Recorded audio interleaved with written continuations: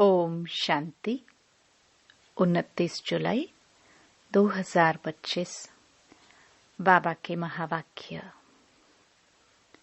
मीठे बच्चे, इस शरीर की वैल्यू तब है जब इसमें आत्मा प्रवेश करे, लेकिन सजावट शरीर की होती, आत्मा की नहीं। प्रश्न: तुम बच्चों का फर्ज क्या है? तुम्हें कौन सी सेवा करनी है? उत्तर: तुम्हारा फर्ज है अपने हमजिन्स को नर से नारायण, नारी से लक्ष्मी बनने की युक्ति बताना। तुम्हें अब भारत की सच्ची रूहानी सेवा करनी है। तुम्हें ज्ञान का तीसरा नेत्र मिला है, तो तुम्हारी बुद्धि और चलन बड़ी रिफाइन होनी चाहिए। किसी में मोह जरा भी ना हो। गीत। नयनहीन को राह दिखाओ। ओम शांति। डबल शांति। तुम बच्चों को रेस्पॉन्ड करना चाहिए। ओम शांति। हमारा स्वधर्म है शांति। तुम अभी शांति के लिए थोड़े ही कहाँ जाएंगे। मनुष्य मन की शांति के लिए साधु संतों के पास भी जाते हैं ना। अब मन बुद्धि तो हैं आत्मा के ऑर्गन्स। जैसे यह शरीर के ऑर्गन्स हैं, वैसे मन, बुद्धि और चक्षु। अब चक्षु जैसे यह नयन है, वैसे वह नहीं है। कहते हैं, हे प्रभु, नयनहीन को राह बताओ। अब प्रभु व ईश्वर कहने से वह बाप का लव नहीं आता है। बाप से तो बच्चों को वर्षा मिलता है। यहाँ तो तुम बाप के सामने बैठे हो, पढ़ते भी हो। तुमको कौन पढ़ाते हैं? तुम ऐसे नहीं कहेंगे कि परमात्मा व प्रभु पढ़ाते हैं। तुम कहेंगे शिव बाबा पढ़ाते हैं। बाबा अक्षर तो बिल्कुल सिंपल है भी बाप दादा।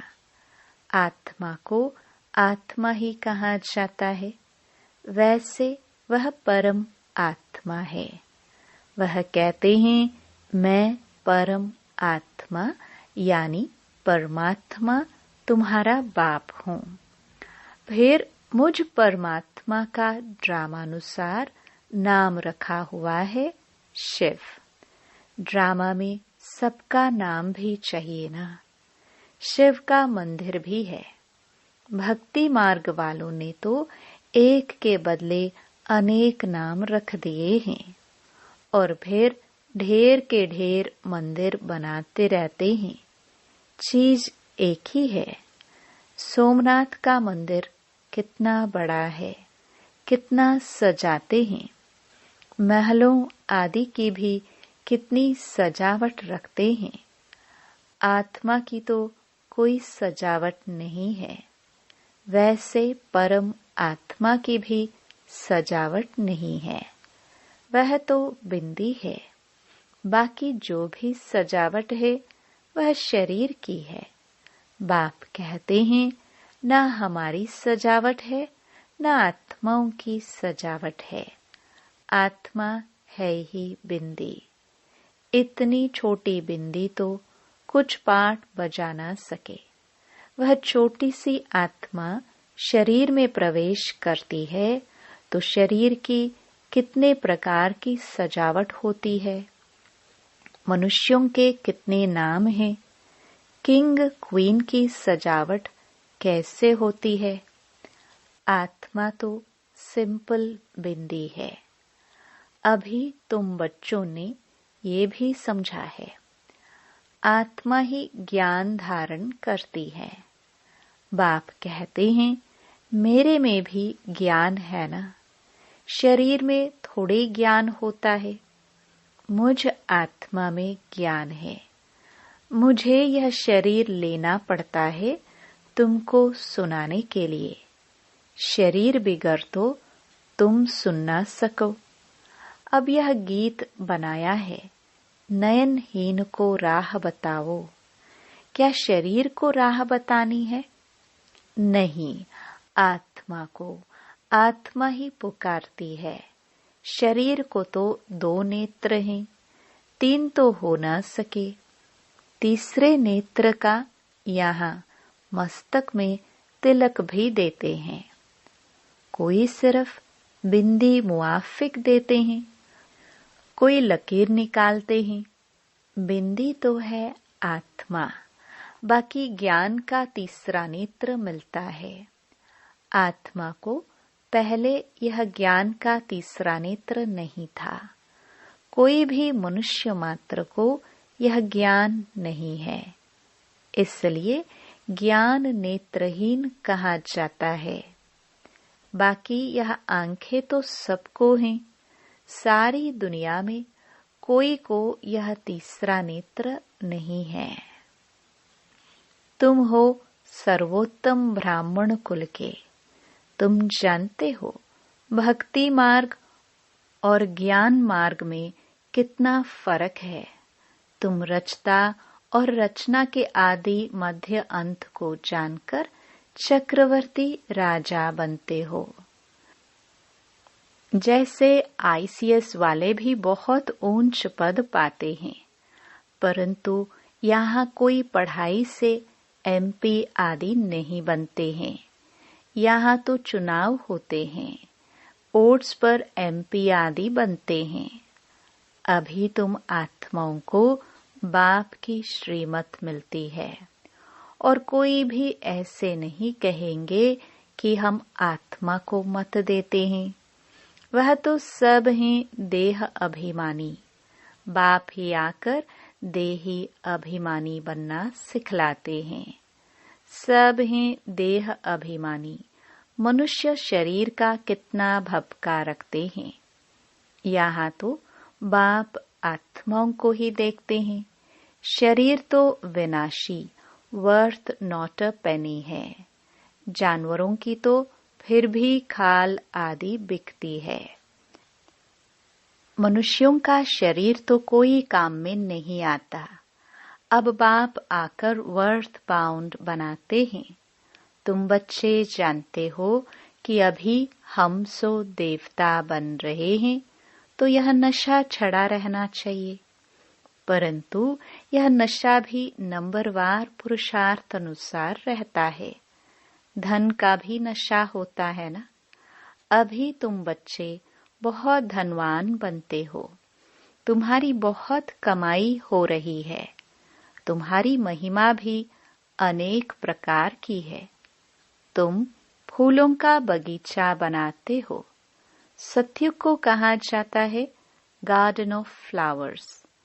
इसका सैपलिंग अब लगता है। यह भी किसको पता नहीं। तुमको बाप समझाते हैं, बुलाते भी हैं, हे बागवान आओ। उनको माली नहीं कहेंगे। माली तुम बच्चे हो जो सेंटर संभालते हो। माली अनेक प्रकार के होते हैं, बागवान एक ही है। मुगल गार्डन में माली को पगार भी इतना बड़ा मिलता होगा ना।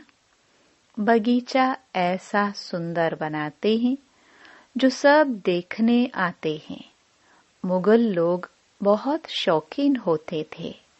उनकी स्त्री मरी तो ताजमहल बनाया। उनका नाम चला आता है। कितने अच्छे अच्छे यादगार बनाए हैं। तो बाप समझाते हैं मनुष्य की कितनी महिमा होती है। मनुष्य तो मनुष्य ही हैं। लड़ाई में ढेर के ढेर मनुष्य मरते हैं। फिर क्या करते हैं? गासलेट पेट्रोल डाल खलास कर देते हैं। कोई तो ऐसे ही पड़े रहते हैं। दफन थोड़े ही करते हैं। कुछ भी मान नहीं। तो अब तुम बच्चों को कितना नारायणी नशा चढ़ना चाहिए। यह है विश्व के मालिक बने का नशा। सत्य नारायण की कथा है तो जरूर नारायण ही बनेंगे। आत्मा को ज्ञान का तीसरा नेत्र मिलता है। देने वाला है बाप। तीजरी की कथा भी है। इन सब का अर्थ बाप बैठ समझाते हैं।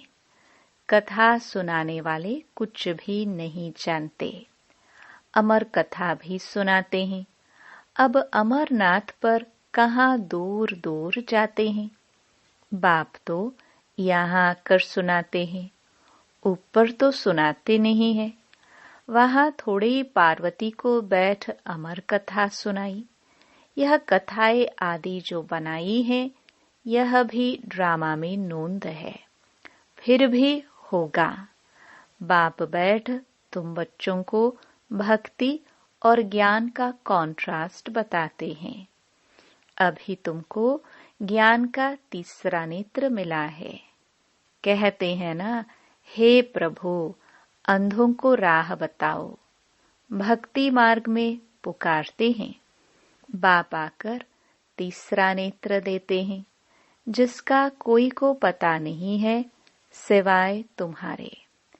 ज्ञान का तीसरा नेत्र नहीं है तो कहेंगे चूंचा धुंधकारी।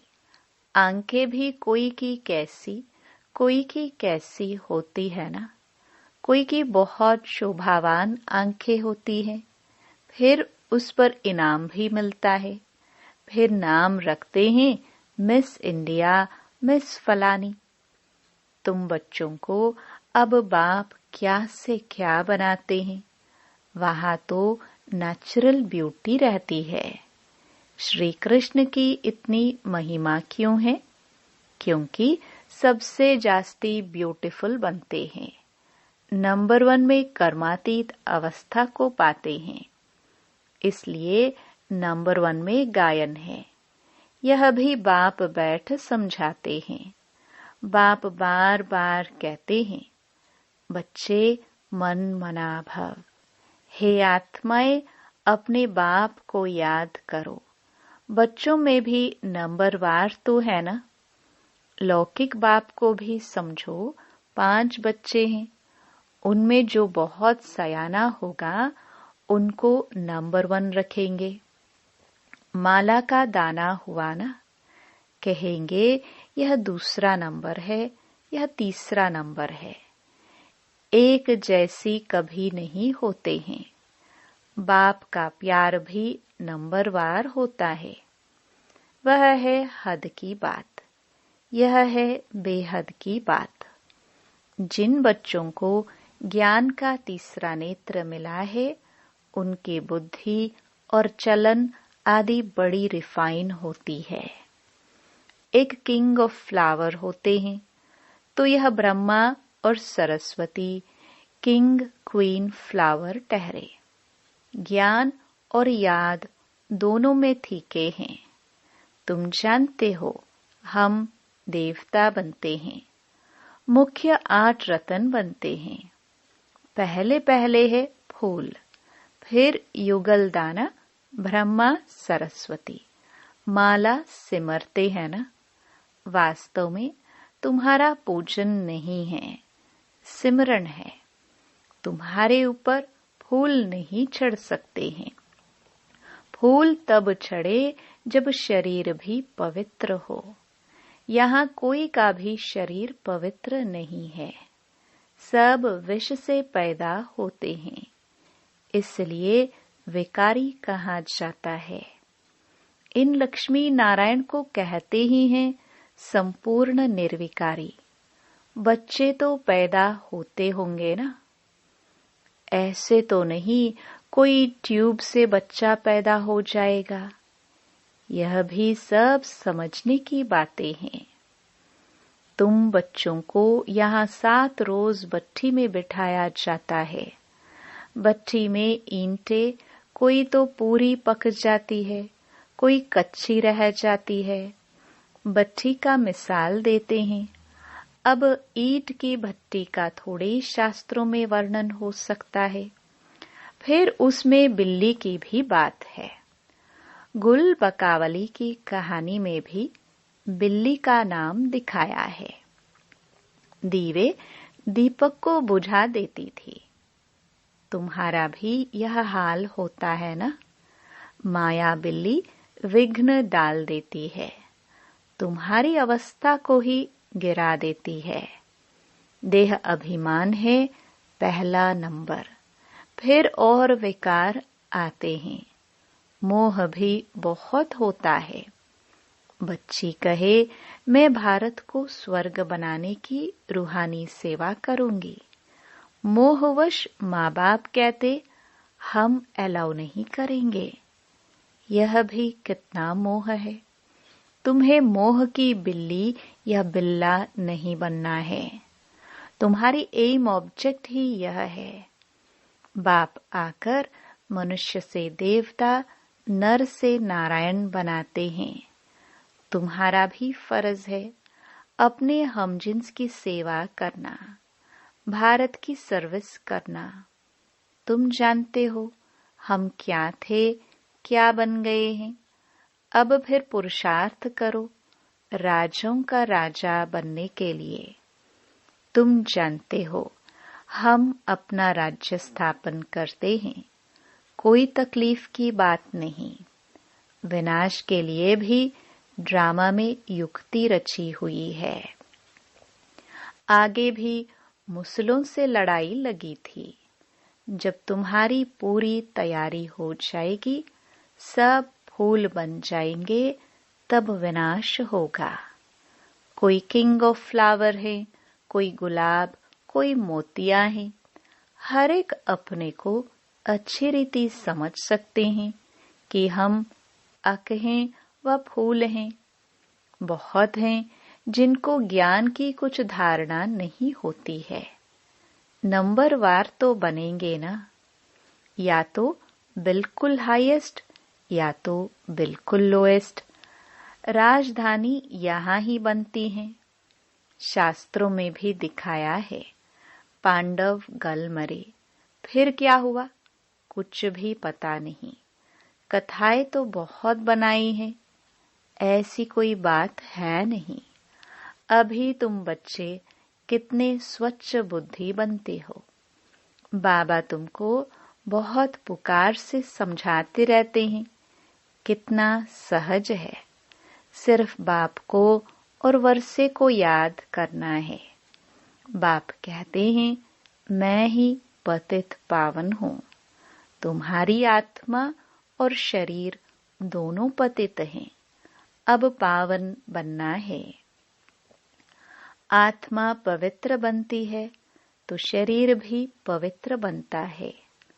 अभी तुमको बहुत मेहनत करनी है। बाप कहते हैं, बच्चे बहुत कमजोर हैं, याद भूल जाती है। बाबा खुद अपना अनुभव बताते हैं। भोजन पर याद करता हूँ। शिव बाबा हमको खिलाते हैं, फिर भूल जाते हैं, फिर स्मृति में आता है। तुम्हारे में भी नंबरवार पुरुषार्थ अनुसार है। कोई तो बंधन मुक्त होते हुए भी फिर फंस मरते हैं। धर्म के भी बच्चे बना देते हैं। अभी तुम बच्चों को ज्ञान का तीसरा नेत्र देने वाला बाप मिला हुआ है।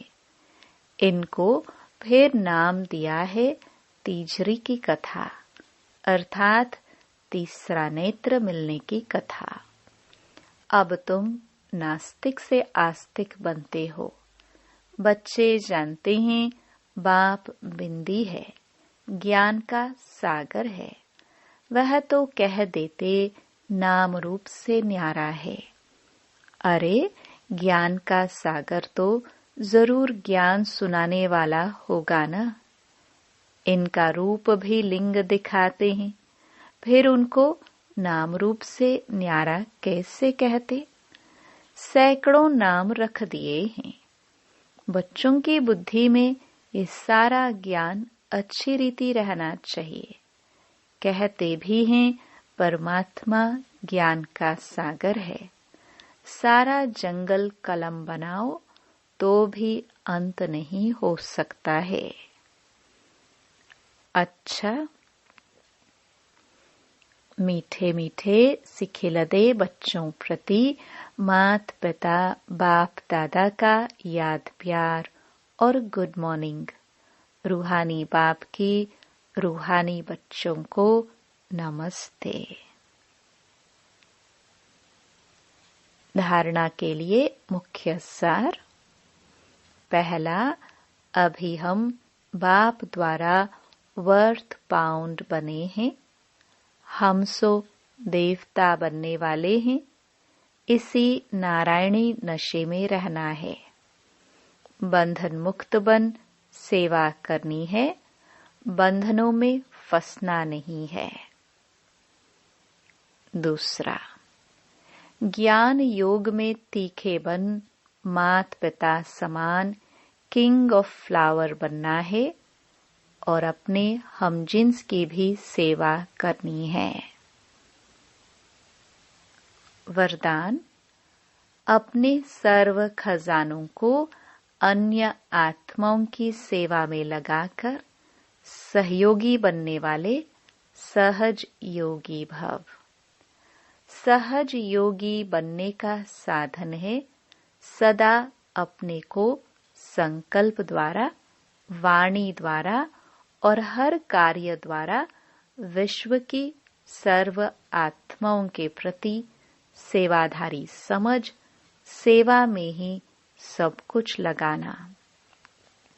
जो भी ब्राह्मण जीवन में शक्तियों का, गुणों का, ज्ञान का व श्रेष्ठ कमाई के समय का खजाना बाप द्वारा प्राप्त हुआ है, वह सेवा में लगाओ, अर्थात सहयोगी बनो, तो सहज योगी बन ही जाएंगे। लेकिन सहयोगी वही बन सकते हैं जो संपन्न है। सहयोगी बनना अर्थात महादानी बनना। स्लोगन, बेहद के वैरागी बनो तो आकर्षण के सब संस्कार सहज ही खत्म हो जाएंगे। अव्यक्त इशारे, संकल्पों की शक्ति जमा कर श्रेष्ठ सेवा के निमित्त बनो। जैसे अपने स्थूल कार्य के प्रोग्राम को दिनचर्या प्रमाण सेट करते हो, ऐसे अपनी मनसा समर्थ स्थिति का प्रोग्राम सेट करो तो संकल्प शक्ति जमा होती जाएगी। अपने मन को समर्थ संकल्पों में बिजी रखेंगे तो मन को अपसेट होने का समय ही नहीं मिलेगा। मन सदा सेट अर्थात एकाग्र है तो स्वतः अच्छे वाइब्रेशन फैलते हैं, सेवा होती है। ओम शांति।